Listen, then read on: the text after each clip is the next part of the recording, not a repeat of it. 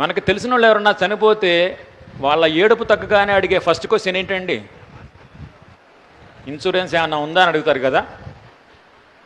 మరి మిమ్మల్ని ఎవరు అడుగుతారు బతుకున్నంతకాలం మీ ఇన్సూరెన్స్ గురించి? ఎవరు అడగరు. ఎవరు అడగాలి? మీకు మీరే, నాకు నేనే అడుక్కోవాలి. మనకు తెలిసిన వాళ్ళు ఎవరన్నా చనిపోతే ఇన్సూరెన్స్ ఉందా అని అడుగుతాము. ఇన్సూరెన్స్ ఉంటే ప్రేమతో ఏడుస్తారు, లేకపోతే దిక్కులేని వాళ్ళని చేసిపోయారు.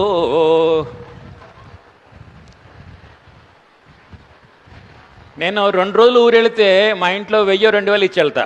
10 రోజులు ఊరెళ్తే 5-6 ఇచ్చి వెళ్తా. 4 రోజులు ఊరెళ్తే 15-20 ఇచ్చి వెళ్తా. పర్మనెంట్కి పోతే ఎంత ఇచ్చిపోవాలి? అదే ఇన్సూరెన్స్.